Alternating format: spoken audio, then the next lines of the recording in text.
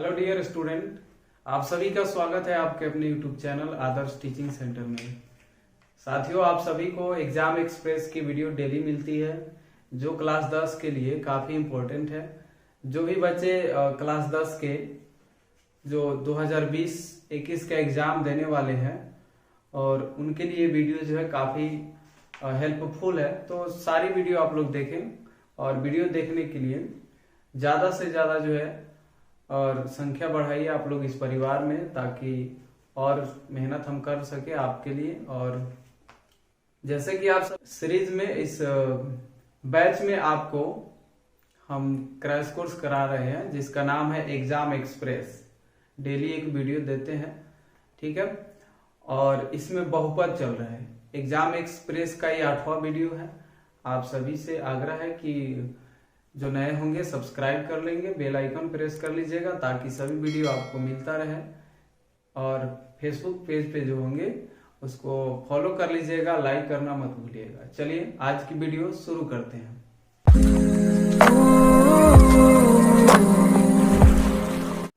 आज का प्रश्न है आपका, एक बहुपद से दूसरे बहुपद में भाग देकर के बताना है कि क्या पहला बहुपद दूसरे बहुपद का गुणनखंड है या नहीं। तो समझ लीजिए, बेसिक कंसेप्ट है। बेसिक कंसेप्ट जानेंगे कि गुणनखंड क्या होता है। गुणनखंड गुणा का किसी संख्या के गुणा का वह पार्ट्स होता है जिससे कि उस संख्या में भाग लग जाए। जैसे कि मान लीजिए आपको कोई कह देता है 27 का गुणनखंड लिखिए, यानी 27 का फैक्टर लिखिए। तो 27 का फैक्टर आप क्या क्या दे सकते हैं, 1, 3, उसके बाद 9 एंड 27। बोलिए ऐसा क्यों?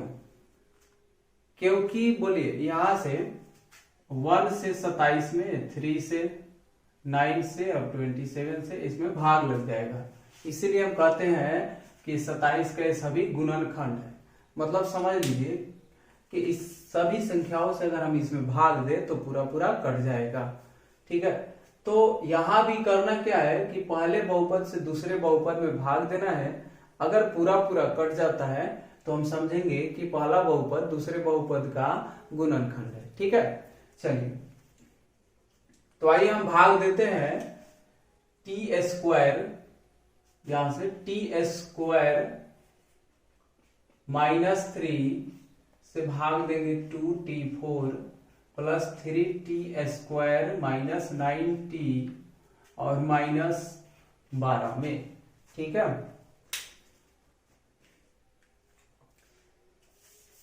तो इसके पहले वाले वीडियो में हम बताए थे कि भाग कैसे दिया जाता है, ठीक है। देख लीजिएगा उसको एक बार फिर से। देखिए बताए थे कि इसमें ना पहला टर्म बराबर किया जाता है। पहला टर्म बराबर करते हैं, बाकी का अपने आप सॉल्यूशन निकलता जाता है, ठीक है। तो बराबर करने के लिए कोफिशिएंट यानी गुणांक भी बराबर करना पड़ता है।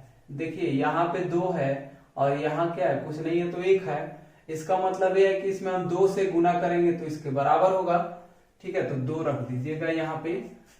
t का पावर 4 है, यहाँ पे 2 है। तो बोलिए यहाँ से t के पावर 2 है, कितना से गुना कर दे कि t के पावर 4 हो जाएगा। तो t के पावर 2 रख देते हैं, तो 2 और 2 कितना हो जाएगा, 4 हो जाएगा।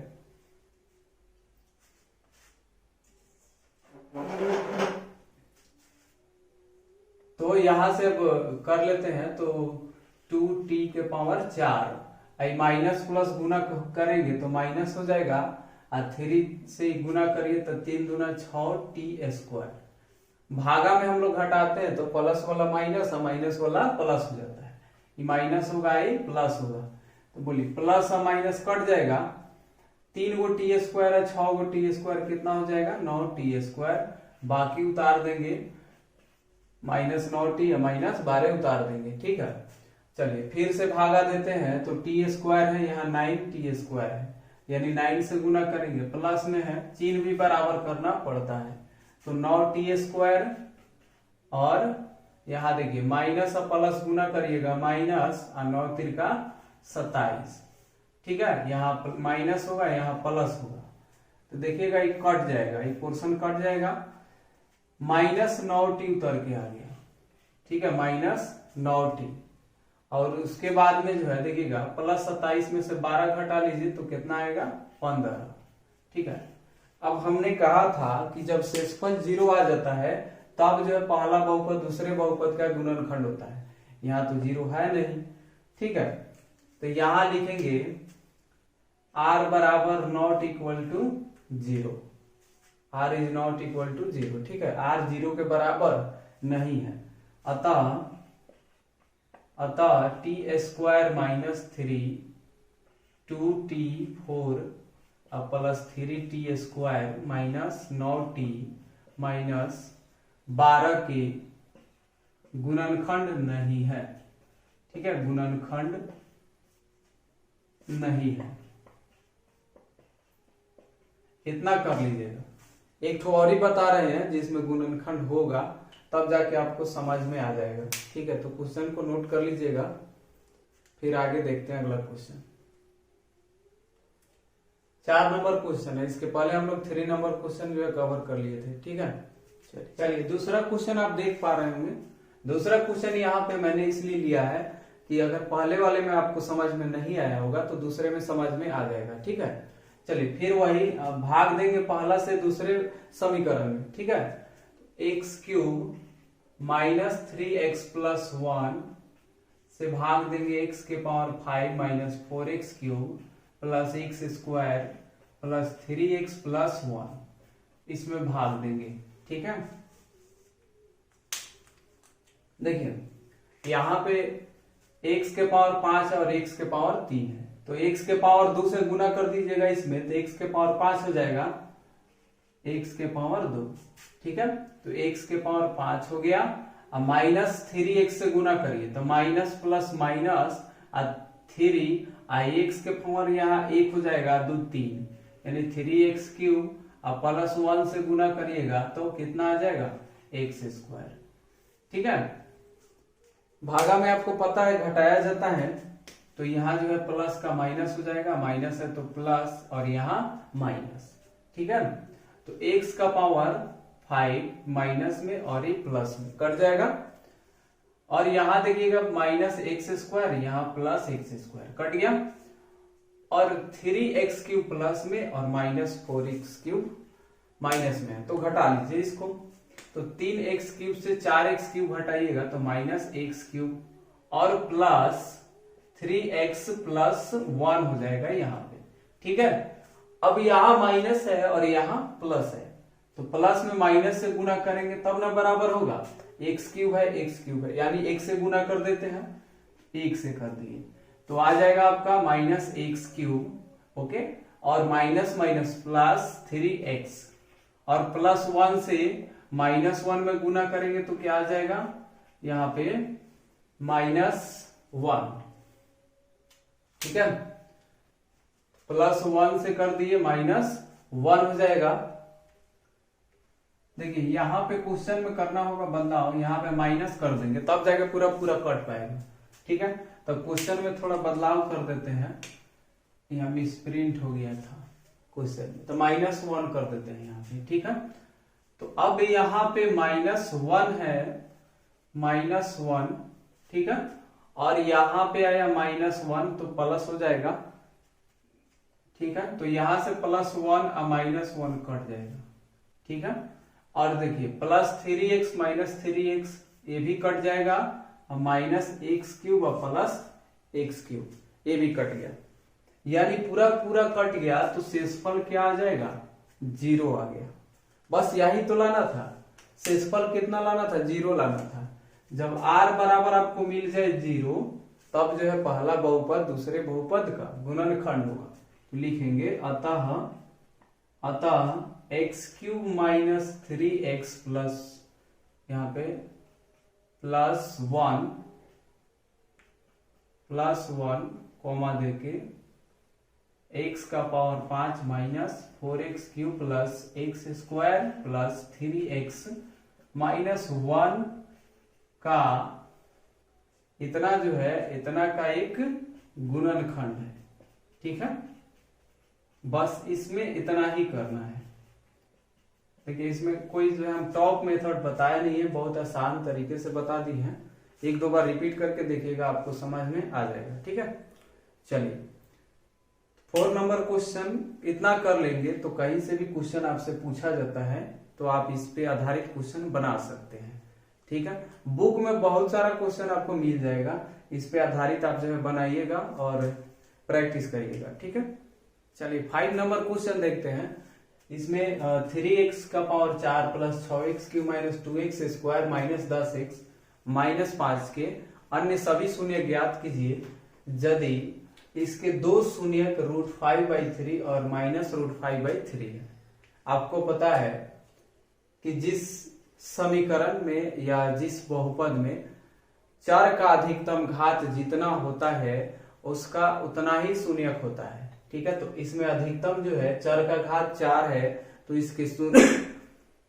इसके शून्यक भी कितने होने चाहिए, तो 4 होने चाहिए। ठीक है, जबकि इसके दो शून्यक दिया हुआ है और हमें दो शून्यक ज्ञात करना है।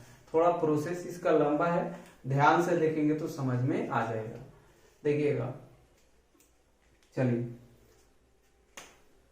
सोल्व करते हैं हम इससे। देखिए, इसमें जो शून्यक दिया रहेगा आपको इसका फैक्टर निकालना है। इसका फैक्टर निकाल के हम लोग जो है द्विघात बहुपद में इसको तोड़ेंगे, क्योंकि हमारे पास 3 घात वाले या 4 घात वाले को जो है तोड़ने का कोई आसान मेथड नहीं है।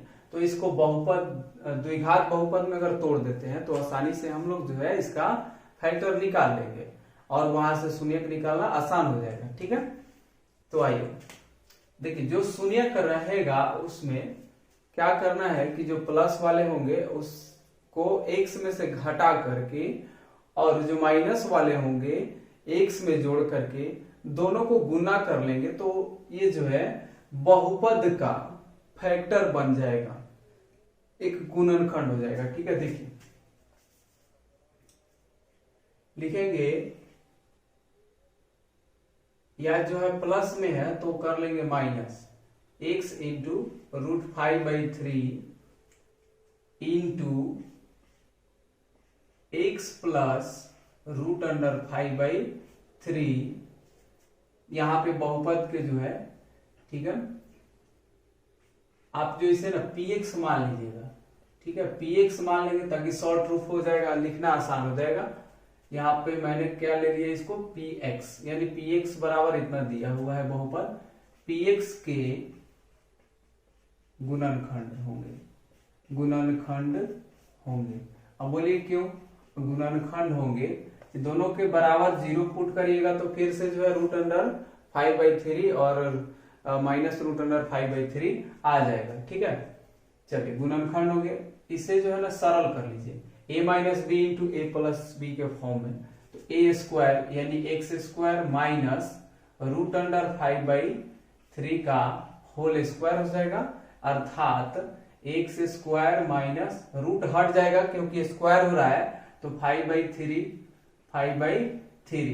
अर्थात अब इसको बटाए घटाव करिए तो 3x² और माइनस 5 बटा में 3 हटा दीजिए क्योंकि बराबर में 0 होता है, पहले भी हम समझा चुके हैं, तो 0 हो जाएगा। 3x² माइनस 5 नीचे वाला बटा वाले को छोड़ दिया जाता है, इसके जो है ये px के गुणनखंड होंगे। ठीक है, px के गुणनखंड होंगे।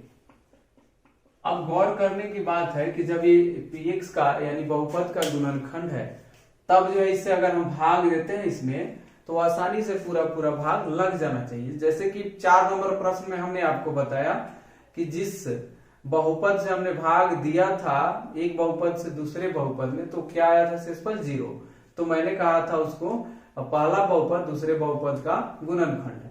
तो इसका मतलब ये है कि जो गुणनखंड होगा वह जो है उस बहुपद को पूरा विभाजित कर देगा, यानी शेषफल क्या आएगा 0 आएगा। तो जो भागफल आएगा ना वही द्विघात बहुपद आएगा। ठीक है, तब वहां पे हम विभाजन एल्गोरिथ्म लगाएंगे। ठीक है, आइए अब क्या करेंगे कि हम भाग देंगे। ठीक है, अब आपको px में भाग देना है, यानी बहुपद में, इस बहुपद में भाग देना है इतना से, ये आपका gx हो गया। ठीक है, gx बराबर 3x² माइनस 5 हो गया और px आपका क्या है px आपका है 3x4 plus 6x³ minus 2x² minus 10x minus 5, यानी px में gx से भाग देना है। ठीक है, तो आइए px भागा क्या कर दें हम gx, px में gx से भाग देंगे तो 3x² माइनस 5, 3x² माइनस 5 से भाग देना है 3x4 plus 6x³ minus 2x² minus 10x minus 5, इतना में आपको भाग करना है।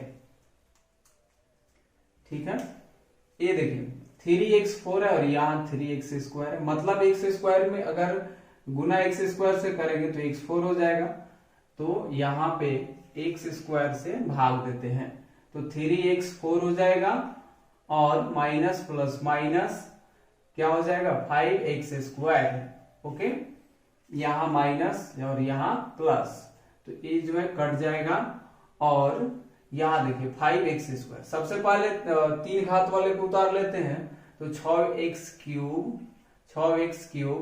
और ये माइनस है और प्लस है, तो 5 से 2x² घटाएंगे तो प्लस 3x² और ये माइनस 10x उतार लिया जाएगा और माइनस 5। ठीक है, अब बोलिए यहाँ पे 6x³ है, यहाँ 3x² है, इसके बराबर करना है तो सबसे पहले इसमें 2 से गुना करेंगे तो प्लस 2 कर देंगे, x² है, x से गुना करिएगा तो हो जाएगा आपका 3 दूनी 6x³ और माइनस प्लस माइनस और 5 दूनी 10x। ठीक है, अब ये जो हो गया आपका माइनस और ये हो गया आपका प्लस। ठीक है, बोलिए 6x³ और माइनस 6x³ कट गया, प्लस 10x और माइनस 10x, फिर आपका जो उतरेगा 3x² माइनस 5 उतर जाएगा। 3x² इसके सेम है माइनस 5, एकदम बिल्कुल एक जैसा है, यानी प्लस 1 से अगर हम भाग दे दें तो क्या आएगा 3x² माइनस 5 माइनस और ये हो गया प्लस, तो यहां से जो है पूरा का पूरा कट जाएगा, यानी क्या आ जाएगा शेषफल 0 आ जाएगा। देखिए शेषफल अब 0 आ गया तो विभाजन एल्गोरिथम लगाएंगे, लिखेंगे विभाजन एल्गोरिथम से। ठीक है, आपको पता होगा विभाजन algorithm, px into gx, sorry px बराबर विभाजन एल्गोरिथम से px बराबर, px क्या है तो भाज्य, भाज्य बराबर भाज्य गुना भागफल प्लस शेषफल, तो px बराबर gx into qx plus rx, तो यहां पे आपका qx क्या आया है x² प्लस 2x प्लस 1 आया है, ये जो है आपका qx हो गया यानी भागफल हो गया। r आपको पता है यहाँ पे क्या आया है, r क्या आया है तो 0 आया है। ठीक है, चलिए अब यहां से वैल्यू रखते हैं, वैल्यू रखते हैं, देखिएगा तो px हम नहीं रखते हैं, इतना बड़ा जो है वैल्यू रखने का कोई जरूरत नहीं, बस इसको रखते हैं, तो gx आपका कितना है 3x² माइनस 5 इंटू qx, ठीक है, एक तो पहले से फैक्टर है, और इंटू qx कितना आया है x² प्लस 2x और प्लस 1 प्लस 0 लिखने का तो ऐसे कोई मतलब रहता नहीं है तो लिख दिए। ठीक है, अब देखिएगा यहाँ पे तो पहले फैक्टराइज किया हुआ है, एक फैक्टर आया था और ये जो द्विघात बहुपद आ गया, अब इसको फैक्टराइज कर देते हैं। ठीक है, चलिए अब द्विघात बहुपद में ये लिख देते हैं 3x² माइनस 5 इंटू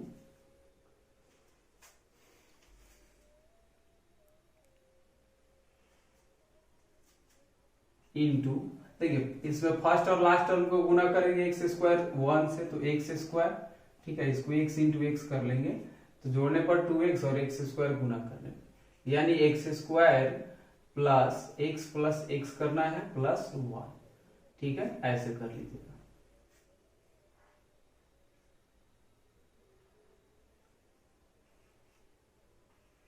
जीरो को हटाइए, छोड़ दीजिए।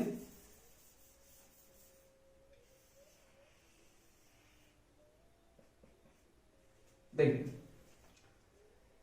अब 3x² माइनस 5 इंटू, अब यहां से कॉमन करेंगे दो दो को लेकर के, दो दो टर्म को, तो x कॉमन हो जाएगा, यहां से x कॉमन होगा तो x बचेगा प्लस 1 प्लस, ये देखिए x प्लस 1, यानी 1 कॉमन कर लेंगे, x प्लस 1 हो जाएगा। ठीक है, चलिए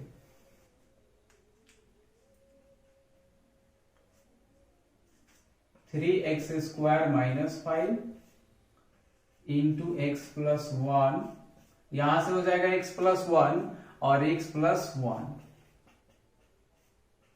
चलिए इसका तो शून्य पहले ही पता है, हमको दिया हुआ था क्वेश्चन में, इससे कोई मतलब नहीं है, हमें मतलब था इससे। ठीक है, तो दो फैक्टर निकल के आ गया, अब बस इसके बराबर में जीरो पुट करके शून्य प्राप्त कर लेना है।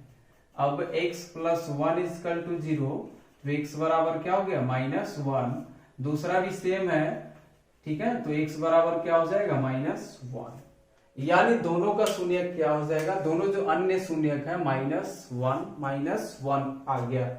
ओके, तो लिखेंगे अभिष्ट शून्यक, मतलब जो शून्यक हमें ज्ञात करना है, अभिष्ट शून्यक। ठीक है, तो अभिष्ट शून्यक क्या हो जाएगा, पहले से दो ठो दिया हुआ है इतना, और जो है ये दो ठो निकल के आ गया, तो सबको लिख देते हैं।